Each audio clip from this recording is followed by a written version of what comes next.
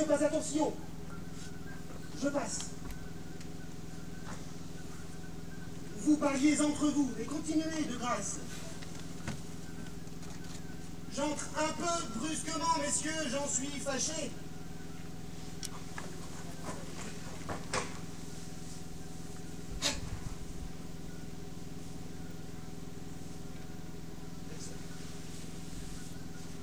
Sur le toit, tout à l'heure perché, j'ai cru pourtant ouïr un bruit de voix. Personne ?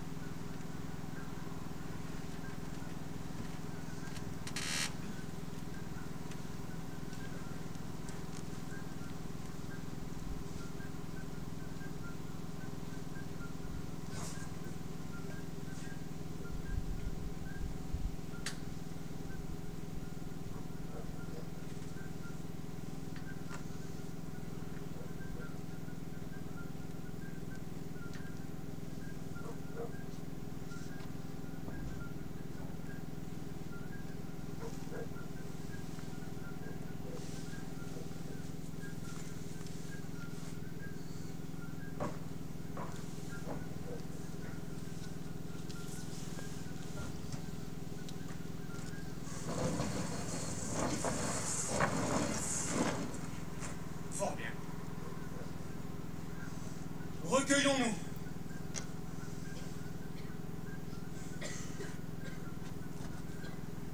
La solitude est bonne.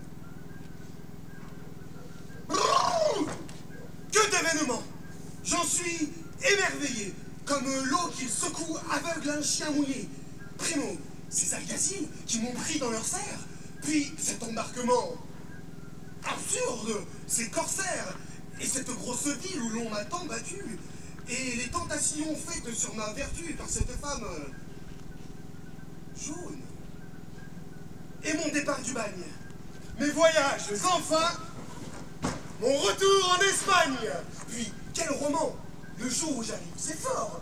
Ces mêmes agaciles rencontrés tout d'abord, leur poursuite enragée et ma fuite est perdue. Je saute un mur, j'avise une maison perdue, dans les arbres j'y cours, personne ne me voit. Je grimpe allègrement du hangar sur le toit. Enfin, je m'introduis dans le sein des familles par une cheminée où je mets en guenille mon manteau le plus neuf qui sur mes chausses pend. Par Dieu! Monsieur Salluste est un grand sacripant. Mon pourquoi m'a suivi dans mes malheurs. Il lutte.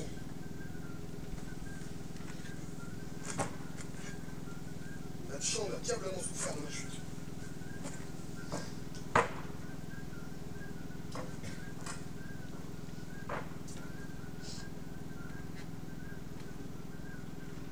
Ce manteau me paraît plus décent que le mien.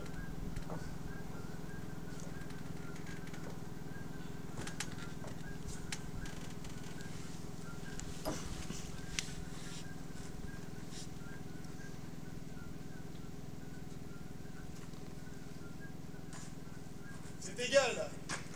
Me voilà revenu. Tout va bien.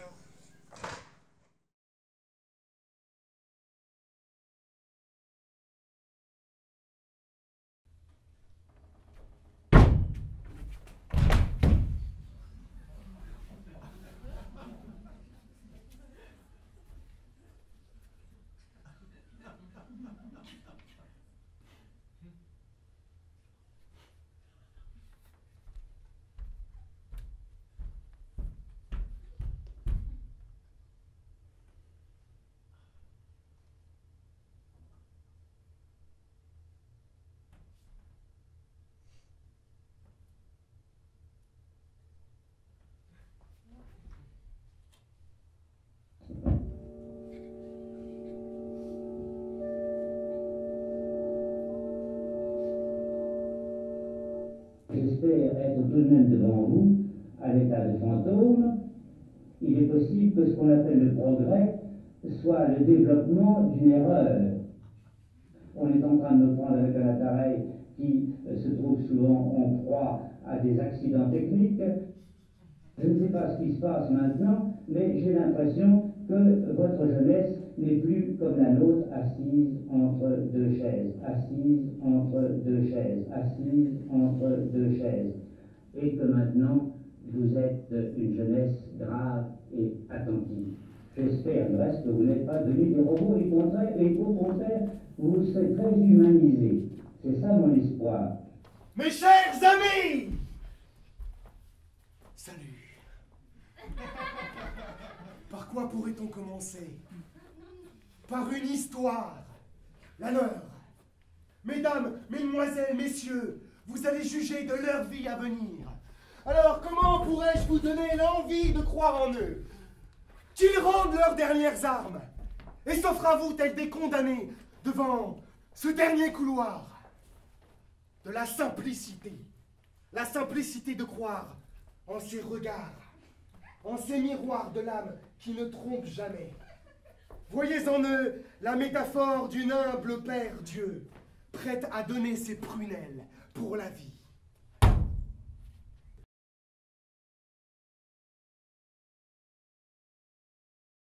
Et sonnant d'avance sa victoire, mon chant jaillit si net, si fier, si péremptoire, que l'horizon, saisi d'un rose tremblement, m'obéit. Chante clair. Je chante vainement. La nuit, pour transiger, m'offre le crépuscule. Je chante, et tout à coup, Chante clair. je recule.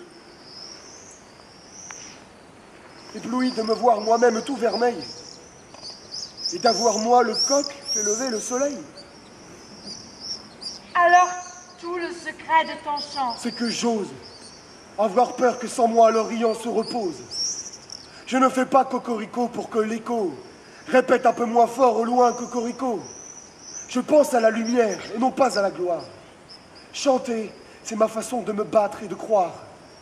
Et si de tous les chants, mon chant est le plus fier, c'est que je chante clair, afin qu'il fasse clair. Mais il tient des propos qui sont fous. Tu fais naître Ce le... qui rouvre la fleur, l'œil, l'âme et la fenêtre, parfaitement. Ma voix dispense la clarté, et quand le ciel est gris, c'est que j'ai mal chanté. Mais lorsque vous chantez en plein jour... Je m'exerce. Ou bien je jure au soc, à la bêche, à la herse, à la faux de remplir mon devoir d'éveiller. Mais qui t'éveille toi? La peur de l'oublier. Et crois-tu qu'à ta voix, le monde entier s'inonde? Je ne sais pas très bien ce que c'est que le monde. Je chante pour mon vallon en souhaitant que dans chaque vallon un coq en fasse autant. Pourtant, il y a... Mais je suis là, j'explique, j'opérore. Et je ne pense plus à faire mon aura. Son aura. Ah, je tiens des propos qui sont fous.